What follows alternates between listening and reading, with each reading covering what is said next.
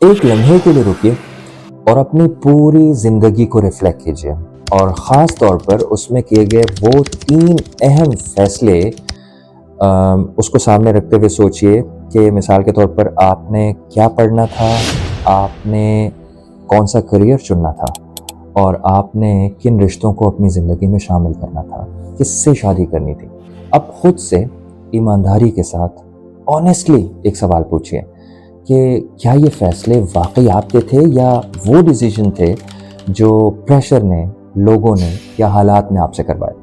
हम अक्सर ये समझते हैं कि हम सोच रहे हैं और अपने कॉशियस माइंड के साथ फैसला ले रहे हैं, लेकिन हकीकत ये है कि हम ज़्यादातर रिएक्ट कर रहे होते हैं। सोच वो नहीं होती जो फ़ौरन ज़हन में आ जाए और उसकी कोई डायरेक्शन ना हो, बल्कि सोच वो होती है जिस डायरेक्शन में हम अपने जहन को ले जाते हैं।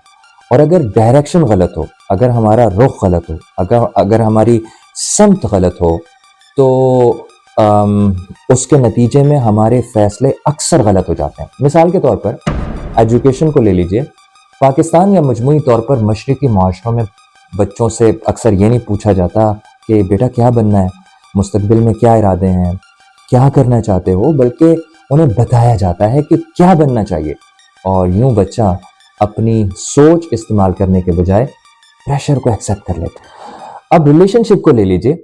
हम में से अक्सर लोग वो नहीं कहते जो वो फील कर रहे होते हैं, बल्कि वो कहते हैं कि जो सामने वाले को कंफर्टेबल रखे, और आहिस्ता आहिस्ता हम अपनी ही जिंदगी में एक ऐसा किरदार करने लगते हैं जो हम होते ही नहीं हैं। यहाँ एक खामोश मगर गहरी हकीकत है कि हमारी चॉइसेस अक्सर हमसे ज़बरदस्ती नहीं छीनी जाती, बल्कि क्वाइटली हाईजैक किया जाता है उन्हें।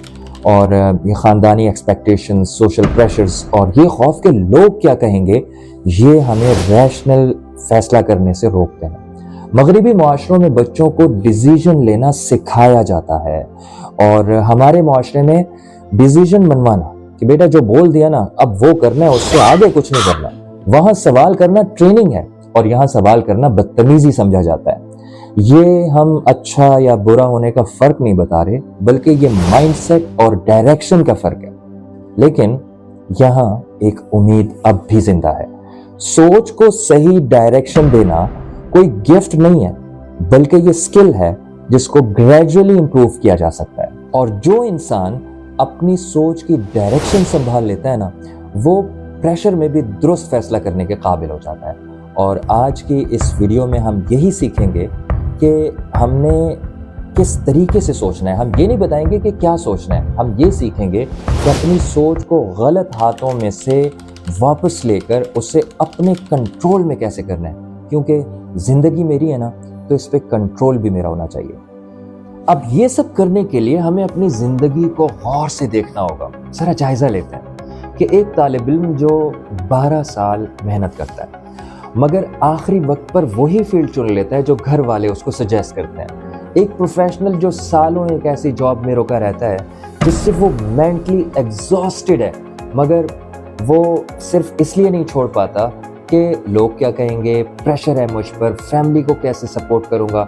या एक इंसान जो रिश्तों में बार बार कॉम्प्रोमाइज करता है, मगर कभी ये नहीं सोचता कि उसकी अपनी इमोशनल नीड्स क्या हैं। ये सब मुख्तलिफ लोग नहीं हैं, एक ही पैटर्न की मुख्तलिफ शक्लें। साइकोलॉजी में बताती है कि इंसानी दिमाग डिस्कम्फर्ट से बचने के लिए शॉर्ट टर्म रिलीफ्स को अपनाता है और लॉन्ग टर्म क्लैरिटी पर उसको तरजीह दे देता है। इसीलिए हमें खामोश रहना आसान लगता है, सवाल उठाना मुश्किल। अब अगर देखा जाए तो मसला ये नहीं है कि हमें सही और गलत का फ़र्क नहीं पता या इसके दरमियान हम कोई डिफरेंस नहीं कर पा रहे। मसला ये है कि हम फैसला करते वक्त अपने अंदर की आवाज़ नहीं, बल्कि बाहर के शोर और नॉइज़ेस को ज़्यादा सुन रहे होते हैं। इसीलिए हकीकी तब्दीली किसी ड्रामेटिक फैसले से शुरू नहीं होती, बल्कि एक सादा सी जगह से शुरू होती है, जो आपका दिमाग है। रुक कर ये देखने से उस वक्त सोचने की ज़रूरत है कि क्या ये वाकई मेरी सोच है या किसी और की डाली हुई है। अगर आप अपनी ज़िंदगी में अगला कदम मुख्तलिफ देखना चाहते हैं, तो आज कोई बड़ा ऐलान करने की ज़रूरत नहीं है। बस इतना कर लीजिए कि अगला फ़ैसला लेते वक्त खुद से एक सवाल ज़रूर पूछें। अगर कोई प्रेशर ना हो, कोई खौफ ना हो, तो क्या ये मैं चूज़ करूँगा? यही सवाल आहिस्ता आहिस्ता आपकी सोच की डायरेक्शन बदलना शुरू करेगा, और डायरेक्शन बदल जाए تو راستہ خود بخود ملنا شروع ہو جائے گا۔ اب ایک آخری بات، اور یہ بات سننے کے لیے نہیں، صرف اور صرف سنانے کے لیے نہیں، بلکہ خود کو پہچاننے کے لیے ہے۔ جدید سائیکالوجی اس رویے کو سیلف جسٹیفیکیشن اور سوشل کمپیریزن کہتی ہے، یعنی انسان اپنی ناکامی کو سمجھنے کے بجائے اس کے لیے مثالیں ڈھونڈتا ہے۔ اگر کاروبار میں نقصان ہو جائے تو فوراً ایسے لوگوں کو تلاش کرتا ہے جس کا کاروبار بھی ڈوب گیا ہو، تاکہ دل کو یہ تسلی مل جائے کہ یہ صرف میرے ساتھ نہیں ہوا۔ اگر امتحان میں فیل ہو جائے تو وہ اپنی محنت کا جائزہ لینے کے بجائے یہ دیکھتا ہے کہ کلاس میں اور کون کون فیل ہوا ہے، کیونکہ اپنی طرح کے لوگوں کو دیکھ کر ضمیر کو وقتی سکون مل جاتا ہے۔ یہی پیٹرن رشتوں میں بھی نظر آتا ہے۔ جب تعلق ٹوٹتا ہے تو انسان خود سے سوال کرنے کے بجائے ایسے قصے تراشنے لگ جاتا ہے، ایسی کہانیاں سننے لگ جاتا ہے کہ فلاں کی شادی بھی نہیں چلی، فلاں کا رشتہ بھی ناکام ہو گیا تھا، اور یوں ناکامی ایک حقیقت نہیں رہتی بلکہ ایک نارمل قصہ بن جاتی ہے۔ اسلام اسی ذہنی کیفیت کو محاسبہ نفس کہتا ہے، کیونکہ دین ہمیں مثالیں ڈھونڈنے کا نہیں بلکہ اپنے عمل کا حساب لینے کا مطالبہ کرتا ہے۔ اس لیے اس ویڈیو کا اختتام کسی حوصلہ افزا جملے پر نہیں بلکہ ایک سنجیدہ عمل پر کرتا ہوں کہ آج رات تنہائی میں اپنی زندگی کا ایک فیصلہ لکھیے جو آپ نے کیا ہو، جس کے لیے اب اکثر دوسروں کی مثالیں دیتے ہیں۔ پھر خود سے صرف یہ پوچھئے کہ اگر دنیا میں میرے جیسا کوئی نہ ہوتا، یہ واقعہ صرف اور صرف میرے ساتھ ہوا ہوتا، تو کیا میں آج بھی اسی فیصلے کو درست کہتا؟ نیورو سائنسز بتاتی ہے کہ یہی سوال دماغ میں کوگنیٹو ڈسوننس پیدا کرتا ہے، اور یہی وہ بے چینی ہے جس کے بغیر انسان کبھی نہیں بدلتا۔ اگر آپ اس بے چینی کو برداشت کر لیتے ہیں تو یہ ویڈیو یہاں ختم ہو جاتی ہے، اور یہیں سے آپ کی سوچ بدلنا شروع ہو جاتی ہے۔